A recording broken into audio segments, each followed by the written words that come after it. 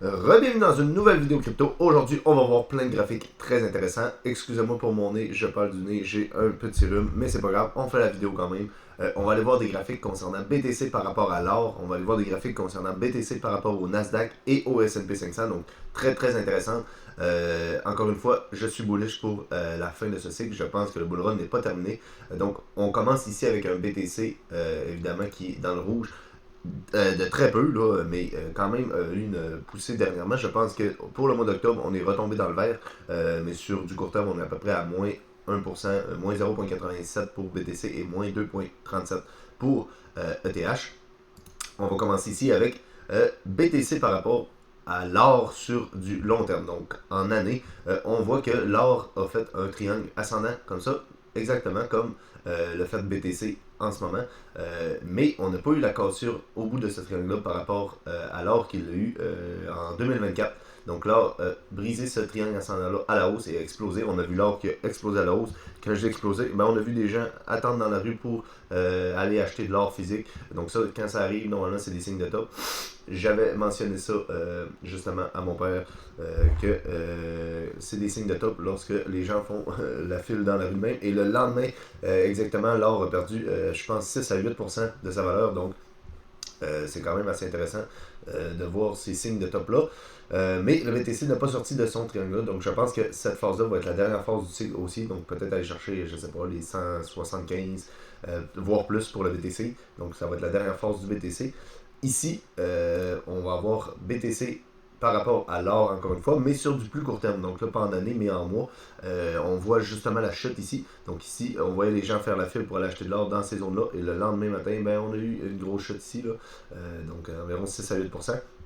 Donc on a un changement de tendance par rapport à l'or qui est très haussier et qui se revire. Et au même moment, on a de la liquidité qui rentre sur BTC. Donc une partie de la liquidité des gens qui étaient sur l'or s'en va vers les actifs un petit peu plus risqués. Donc le BTC qui est considéré comme l'or numérique, ben on a vu c'est pas une majorité, là, mais une minorité d'argent qui s'est quand même transigé sur BTC, qui est sorti de l'or pour aller sur BTC.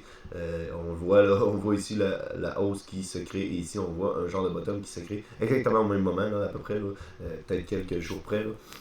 Donc très très intéressant à voir.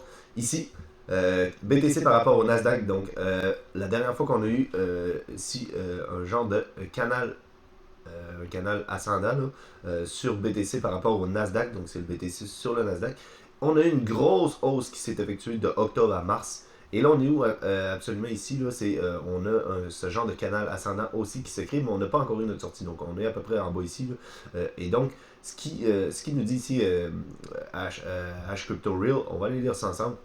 Donc, analyse graphique hebdomadaire BTC Nasdaq. La paire BTC Nasdaq présente une configuration similaire à celle de 2020-2021 où le BTC a largement surperformé la valeur technologique traditionnelle dans les deux cycles.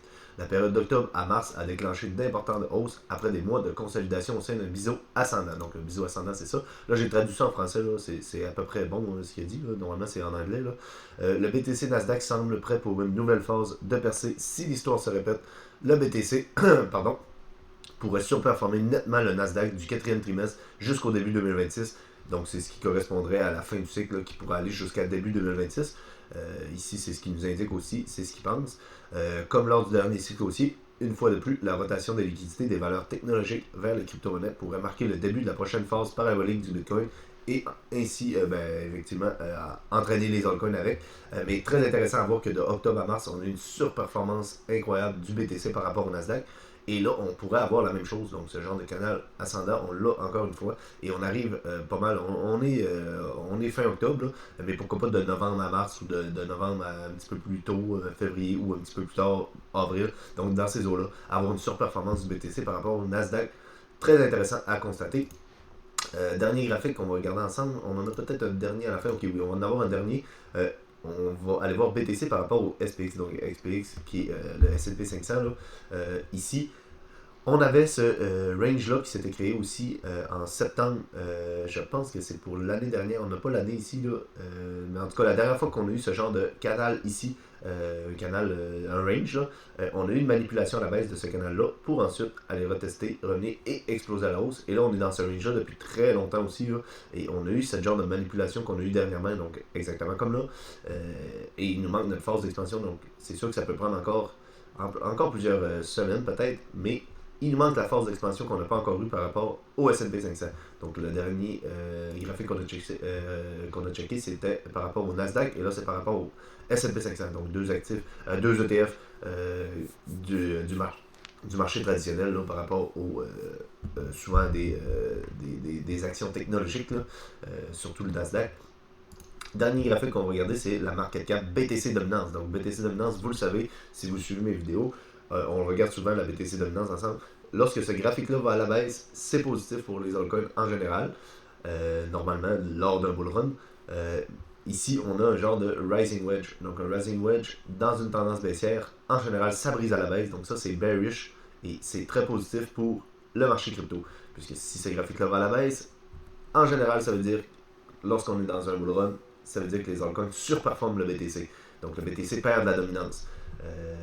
Donc j'espère que je suis clair là, mais on a un genre de rising wedge ici qui se compresse en plus, donc la compression, et ensuite on devrait exploser à la baisse, là, avoir dans les prochaines semaines. Donc c'est ce qui conclut cette vidéo, j'espère que ça vous a plu, n'hésitez pas de laisser un j'aime, un commentaire, de vous abonner, nous on va se revoir la semaine prochaine, d'ici là, prenez soin de vos investissements, bye!